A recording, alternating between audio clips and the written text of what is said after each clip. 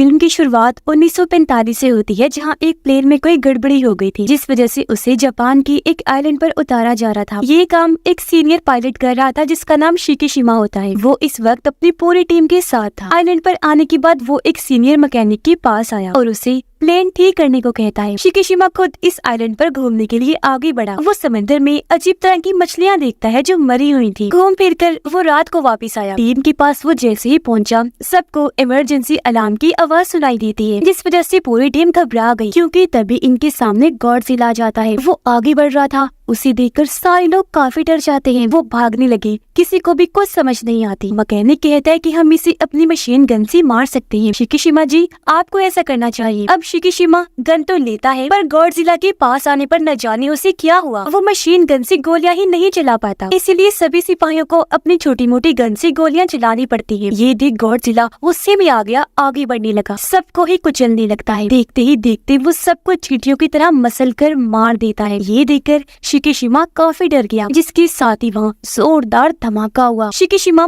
काफी दूर जाके गिरा, वहीं बेहोश हो जाता है और सबको मारने के बाद गॉडजिला जोरों से धाड़ने लगता है। सुबह जाकर शिकीशिमा को होश आई। आगे बढ़ने पर उसने देखा कि मेरी पूरी टीम मारी गई है। हर तरफ उनकी लाशें पड़ी हुई थी। लाशों को मैकेनिक यहाँ एक साथ लाकर रख रहा था, क्योंकि गॉडजिला के हमले में वो किसी तरह बच गया था। शिकीशिमा के वहाँ आने पर मैकेनिक उस पे काफी भड़क गया, कहता है कि इन सब की मौत की जिम्मेदार तुम हो, तुमने गॉडजिला पर वार नहीं किया, इसीलिए सभी मारे गए। जो सुनकर वो काफी दुखी हो गया। कुछ टाइम के बाद शिकीशिमा को बाकी पायलट्स के साथ वापस टोक्यो भेज दिया जाता है। वो जब घर आया तो पता चला कि यहाँ बमबारी की वजह से सब कुछ तहस नहस हो गया है। सारे घर टूट फूट गए, यहाँ तक कि शिकीशिमा का घर भी पूरा बर्बाद हो चुका था। यहाँ उसकी पड़ोसन मिली, कहती है कि तुम बच गई हो। रोती हुई बोली, पर मेरा बेटा मारा गया। शिकीशिमा पूछता है, क्या मेरे मॉम डैड जिंदा है? वो कहती है कि नहीं, यहाँ सभी मारे गए हैं। दुखी होकर आगे बढ़ी, बार बार यही कहती रहती है कि हमारी किस्मत ही खराब है, जिसमें हमारे साथ ये सब हो गया। शिकीशिमा जब आगे बढ़ा तो पुलिस एक औरत के पीछे पड़ी हुई थी। उसने हाथ में बच्चा उठाया हुआ था। औरत जब भाग रही थी तो वो उसके सामने आ गया। तब औरत शिकीशिमा को वो बच्ची पकड़ाकर वहाँ से भाग जाती है। वो जब थोड़ा आगे बढ़ा तो वही औरत उसके पास आई।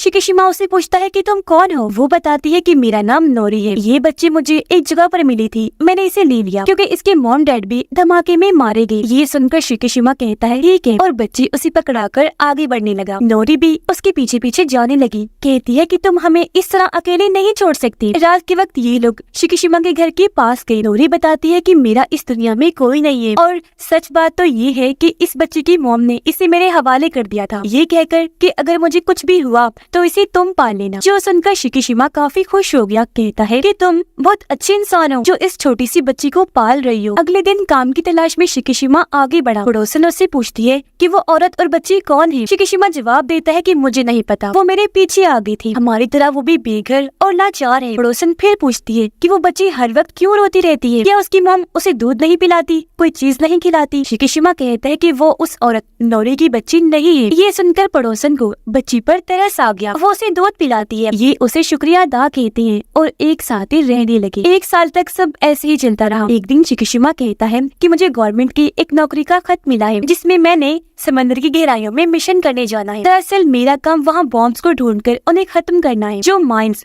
खुदाई करके वहाँ लगाए गए हैं। वो दूसरी जंग के दौरान अमेरिका और जापान ने लगवाए थे वहाँ। नोरी कहती है, मगर ये काम काफी खतरनाक लग रहा है। शिकीशिमा कहता है कि हाँ, है तो खतरनाक, लेकिन इसके बदले हमें बहुत सारा पैसा मिलेगा, जिससे हम जिंदगी में आगे बढ़ सकते हैं, बहुत खुश रहेंगे, जो बच्चे के लिए बहुत जरूरी है। नोरी कहती है, मगर मैं तुम्हें मरने नहीं देना चाहती। शिकीशिमा कहता है, पर मुझे कुछ नहीं होगा, क्योंकि गवर्नमेंट हमें काफी अच्छे हथियार और कश्तियाँ दे रही है। पर अगले दिन शिकीशिमा जब काम पर गया तो उससे पता चला कि गवर्नमेंट ने इनके साथ बस झूठ बोला है, क्योंकि इन्हें बस आम से हथियार और कश्तियाँ दी जा रही। यहाँ शिकीशिमा की मुलाकात डॉक्टर से भी हुई, जो इस पूरे मिशन के हेड थे। डॉक्टर उसे भी कश्तियों के बारे में सारी बात समझा देता। डॉक्टर के लोग एक माइन बॉम्ब को ढूंढकर उस पर निशाना लगा रही थी। कई बार शूट करते ही, लेकिन उनका निशाना ठीक नहीं लग रहा था, हमेशा चूक जाता था। मगर जब शिकीशिमा निशाना लगाता है तो वो आसानी से ही माइन बॉम्ब को फोड़ देता है, जो देखकर डॉक्टर काफी खुश हो गया। रात को शिकीशिमा को वही सपना आया, जिसमें गॉडजिला उसके साथियों को कुचलता चलता हुआ आगे बढ़ने लगता है। ये भयानक सपना देखकर शिकिशिमा चौंक कर उठ जाता है। अपने साथियों की मौत पर काफी दुखी होने लगा। नोरी उसे पानी पिलाती है। शिकिशिमा बताता है कि मुझे ऐसे भयानक सपने आते रहते हैं, उम्मीद करता हूँ कि जल्द मैं ये सब भूल जाऊँ। वो काफी दुखी होने लगा। तब नोरी उसे संभालती है। अब एक आइलैंड पर न्यूक्लियर धमाका हुआ जो अमेरिका ने करवाया होता है। फिर ऐसे वक्त गुजरता गया जहाँ शिकिशिमा अपनी टीम के साथ और भी कई सारे बॉम्ब्स को तबाह कर देता है और हंसी खुशी नोरी और बच्ची के साथ रहने लगता है। ये लोग अपना घर भी बना लेते हैं जहाँ शिकिशिमा अपने पूरे टीम को लाया। नोरी सबके लिए खाना बनाती है। सब काफी खुश हुए। उन्होंने तारीफ की। कहती है, भाभी खाना बहुत मजे का बना है। ये सुनकर नोरी कहती है, मैं शिकिशिमा की वाइफ नहीं हूँ। जो सुनकर पूरी टीम काफी चौंक जाती है। तब शिकिशिमा उन्हें बताता है कि धमाके की बात से ही ये मेरे साथ रह रही है क्योंकि इसका मेरी तरह कोई भी नहीं है और ये बच्ची भी हम दोनों की नहीं है। जिस पर टीम कहती है कि आप दोनों को शादी कर लेनी चाहिए। एक दिन नोरी शिकिशिमा को कहती है कि मुझे एक जगह पर नौकरी मिली है, मैं जल्द ही अपने पैरों पर खड़ी हो जाऊंगी और बच्ची को पड़ोसन संभाल लेंगी। मेरी उनसे बात हो गई है। जिस पर शिकिशिमा भी मान जाता है। अब बताया गया कि अमेरिका जगह जगह न्यूक्लियर हमले करवा रहा है, जिसका उल्टा असर ये हुआ कि गॉडजिला और ज्यादा बड़ा, खतरनाक और ताकतवर बन गया है और अब वो जापान की तरफ बढ़ रहा था। अब ये टीम जब आगे बढ़ी तो इन्हें वो शिप बर्बाद हुई नजर आई जो 1945 में गॉडजिला की हमले से बर्बाद हुई थी। ये देखकर टीम काफी चौंक गई। वो सोचते हैं कि ये काम भला कौन सा जानवर कर सकता है जो इतना बड़ा था। तब शिकिशिमा बताता है कि ये गॉडजिला ने किया था क्योंकि वहाँ उसे मरी हुई मछलियाँ नजर आ जाती है। वो बताता है कि जब भी गॉडजिला ऊपर आने वाला होता है तब वो नीचे के जानवरों को मार कर ऊपर भेज देता है। ये चीज मैंने एक आइलैंड पर देखी थी। अब अचानक कई सारी बड़ी मरी हुई मछलियाँ शिप के चारों तरफ फैल जाती हैं। जो देख शिकिशिमा काफी घबरा गया क्योंकि समझ गया था कि यहाँ पे गॉडजिला आ रहा है। वो डरते हुए कहता है कि हमें यहाँ से जल्द निकलना चाहिए। जिसके साथ ही गॉडजिला पानी से बाहर आ जाता है। वो इनकी शिप के पीछे लग गया था और ये लोग तेजी से आगे बढ़ रहे थे। शिकिशिमा और डॉक्टर एक काफी बड़ा बॉम्ब पानी में फेंकते हैं जो गॉडजिला से जा टकराता है। इन्होंने कई सारे धमाके किए पर गॉडजिला का जिस्म इतना मजबूत था कि इन धमाकों का उस पर कोई असर नहीं होता, बल्कि अब वो अपना मुंह भी बाहर निकाल कर आगे बढ़ने लगता है। ये लोग एक और बॉम्ब पानी में फेंकते हैं लेकिन बॉम्ब को फोड़ने वाली तार ही कट हो जाती है। इसीलिए शिकिशिमा ऊपर आकर मशीन गन से गॉडजिला के मुंह में कई सारे शॉट्स करता है जिससे वहाँ धमाके होने लगे और गॉडजिला के मुंह का एक हिस्सा तबाह हो जाता है। लेकिन अचानक ही खुद ब खुद हील होकर ठीक हो जाता है और अब वो पूरा उठ खड़ा हुआ। इससे पहले शिप पर हमला करता तभी दूसरी साइड से जापान की आर्मी आकर अंधाधुंध गॉडजिला पर हमले करने लगती है जिससे वो काफी गुस्से में आ गया। शिप के नीचे से जाकर हमला कर देता है। पूरी शिप को पलटने लगा मगर वो लोग अभी भी नहीं रुकते, बार बार उस पर वार करते रहते हैं जिससे गॉडजिला भी जख्मी हो गया, पानी में चला जाता है और अब वो खतरनाक लहरें छोड़कर शिप को पलट के ही रख देता है। फिर पानी से बाहर आकर जोर से दहाड़ने लगा। शिकिशिमा की टीम काफी डर जाती है और अब वो वापस से पानी में चला जाता है। इस हमले में शिकिशिमा भी काफी जख्मी हो गया। वो जब घर आया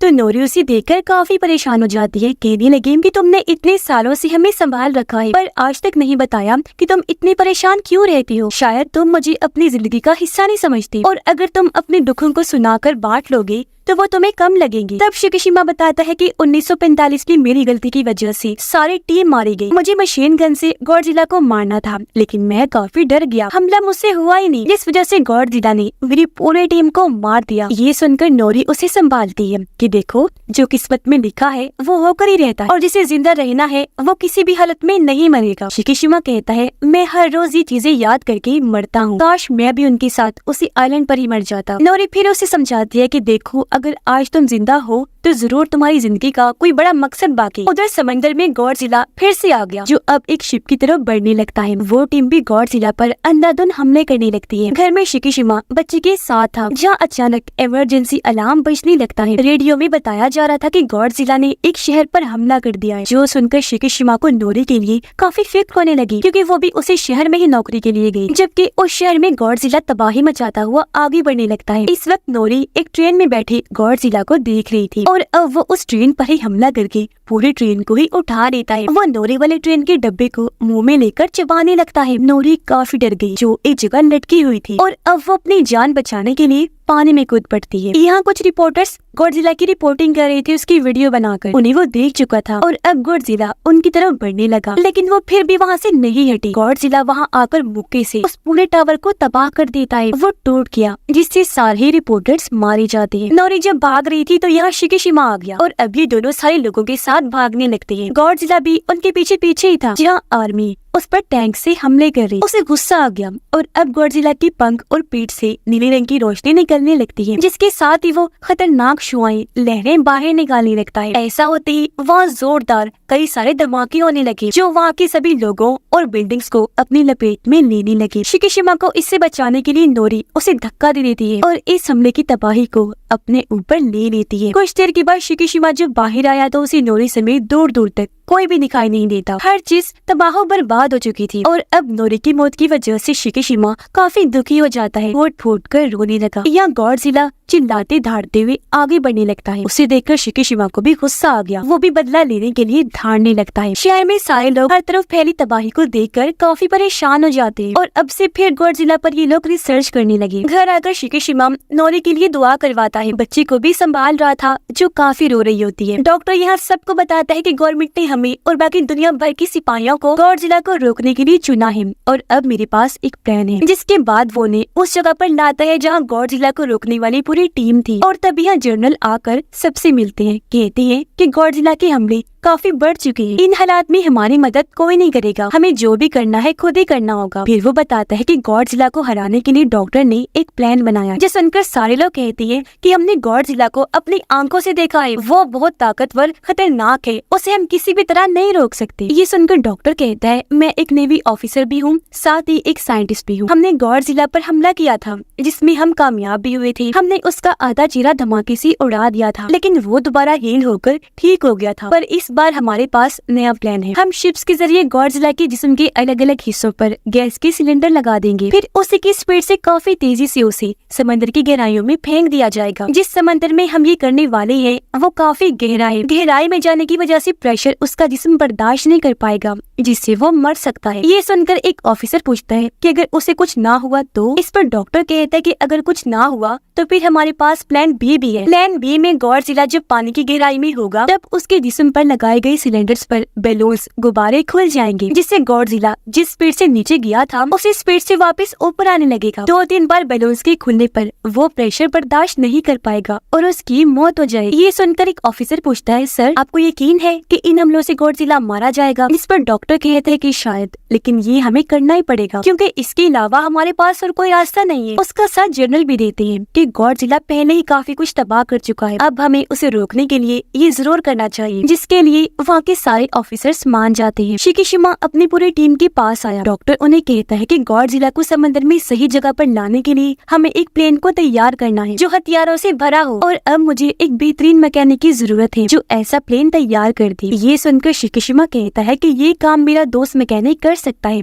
मैं उसे ढूंढ कर लाऊंगा। और अब शिकीशिमा उसे काफी ढूंढ कर आखिर उसके घर गया, जहाँ मैकेनिक उसे मिल भी जाता है, लेकिन वो आज भी उसे काफी बातें सुनाता है कि तुम्हारी वजह से 1945 में हमारी पूरी टीम मारी गई थी। शिकीशिमा कहता है हाँ मैं जानता हूँ, लेकिन अब मुझे अपनी गलती सुधारने का एक मौका मिला है जिसमें मुझे तुम्हारी मदद चाहिए। गॉडजिला को मारने के लिए हमें एक प्लेन चाहिए जिसे तुम्हें तैयार करना होगा। इससे हमारे गवर्नमेंट और आर्मी की भी हम मदद कर सकते हैं, साथ ही करोड़ों लोगों की भी जानें बचा सकते हैं। जिसके लिए वो मैकेनिक मान गया। वो शिकीशिमा के साथ उस जगह पर आया जहाँ उसने प्लेन तैयार करने थे। वो आगे बढ़ा, अपने काम पर लग जाता है प्लेन को तैयार करने में। उधर डॉक्टर ने भी कई सारे हथियार और गैस सिलेंडर तैयार करवा लिए थे। कुछ ही दिनों में प्लेन भी तैयार हो जाती है। कुछ दिन के बाद शिकीशिमा बच्चे से आकर मिला, जहाँ उसने एक पेंटिंग बनाई हुई थी जो कागज वो शिकीशिमा को देती है। जो देख वो कहता है कि बेटा इस पेंटिंग में तुम काफी दुखी लग रही हो, क्या बात है? इस पर वो कहती है कि जी क्योंकि मुझे मोम बहुत याद आ रही है। जो बताकर वो रोने लगी। उसे देखकर शिकीशिमा को भी काफी दुख हुआ।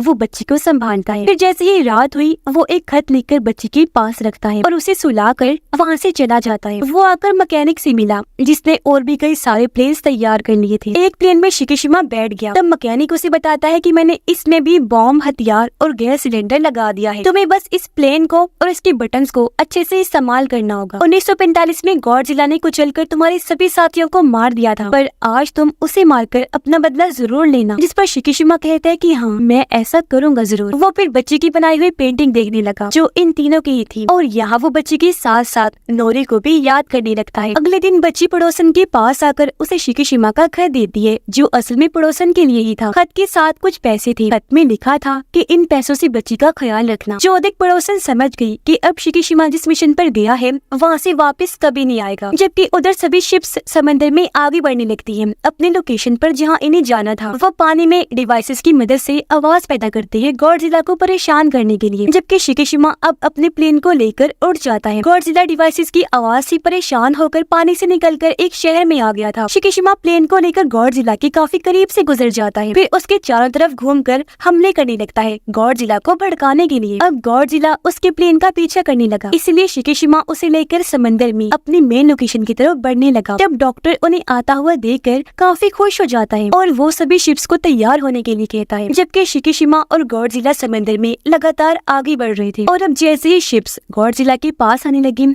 उसके जिस्म से फिर से नीले रंग की रोशनी चमकने लगती है। एक बार फिर पानी में शुआएं लहरें छोड़ता है, जिससे यहाँ एक बार फिर जोरदार धमाके होने लगे। लेकिन इस बार शिप्स पर इसका कोई खास असर नहीं होता। जिसके बाद ये लोग पानी में सिलेंडर्स फेंकने लगते हैं। गॉडजिला की चारों तरफ घूमकर उसके पूरे जिस्म पर सिलेंडर्स लगाने लगते हैं, क्योंकि इस वक्त उसका पूरा ध्यान शिकीशिमा के शिप पर ही था। और अब ये लोग अपने शिप्स के जरिए सभी सिलेंडर्स को चला देते हैं, जिसके साथ ही काफी तेजी से गॉडजिला को पानी में डबो दिया जाता है। उसका जिस्म पानी में 1500 मीटर तक नीचे चला जाता है। फिर अचानक ही वो रुक गया, जो देखकर सभी लोग काफी खुश हो जाते हैं, क्योंकि उन्हें लग रहा था कि गॉडजिला मर गया होगा। लेकिन वो इतनी आसानी से मरने वाला नहीं था। पानी में जाकर भी वो उनकी रस्सियों को खींचने लगता है, जिससे वो भी समझ गई कि वो अभी तक जिंदा है। इसलिए अब वो प्लान बी के मुताबिक सिलेंडर में लगाए गए बलून्स को ओपन करने लगती है, जिससे गॉडजिला एक बार फिर से तेज स्पीड में ऊपर आने लगता है। लेकिन 800 मीटर पर आने के बाद वो रुक जाता है, और अब वो उन बलून्स को एक एक करके तोड़ने लगता है। इसीलिए अब रस्सियों को खींचकर गॉडजिला को ऊपर लाने की कोशिश की जाती है। कुछ ही देर में वो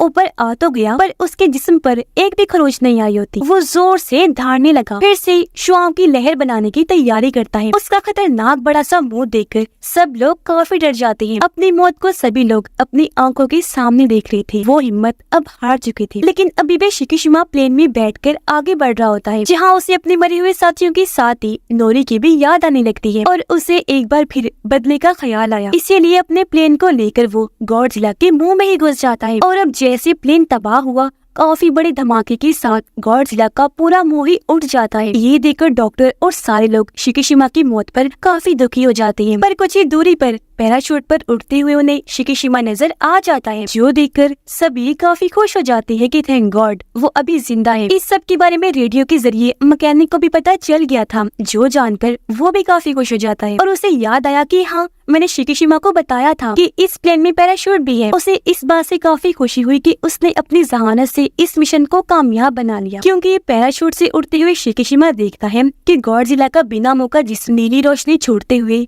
कई सारे टुकड़ों में बढ़ जाता है, और वो सारे टुकड़े पानी में जा गिरते हैं, और इस तरह गॉडजिला का खात्मा हो जाता है। सभी लोग शिकीशिमा की बहादुरी पर काफी खुश हुए, उसे इज्जत के तौर पर सल्यूट करते हैं। और अब यह मिशन के पूरा होते ही ये लोग वापस बेस पर आए, जहाँ भी सारे लोग काफी खुश थे। यहाँ मैकेनिक शिकीशिमा से मिलकर उसे गले से लगा लेता है, कहने लगा कि शुक्र है आखिरकार अपनी बहादुरी से तुमने ये कर ही लिया। यहाँ उसे मिलने पड़ोसन और बच्चे भी आए। पड़ोसन उसे एक खत देती है, जो पढ़कर शिकीशिमा काफी हैरान भी हुआ, साथ ही काफी खुश भी हो जाता है, क्योंकि ये खत नोरी का था, जो भी जिंदा थी और घर में इनका इंतजार कर रही थी। ये लोग घर आकर नोरी से मिलते हैं, जो हमले में किसी तरह बच गई थी पर काफी जख्मी थी। ये तीनों एक दूसरे से मिलकर बहुत खुश हो जाते हैं। नोरी उससे पूछती है, क्या तुम्हारी जंग खत्म हो गई? जिस पर वो मुस्कुरा कर कहता है कि हाँ, और मैं कामयाब रहा। इस पर तीनों मिलकर काफी खुश हो जाते हैं और अब एक फैमिली की तरह रहने का फैसला करते हैं। लेकिन एक बुरी खबर समंदर की गहराई में दिखाया गया कि गॉडजिला के जिस्म के टुकड़े फिर से रीजनरेट हो रहे हैं, यानी फिर से ठीक होकर आपस में मिल रहे थे, जो हो सकता है कि पूरा गॉडजिला फिर से बना ले, जो बात बहुत खतरे वाली थी। और इसी के साथ ही इस फिल्म की कहानी यहीं पर खत्म हो जाती है।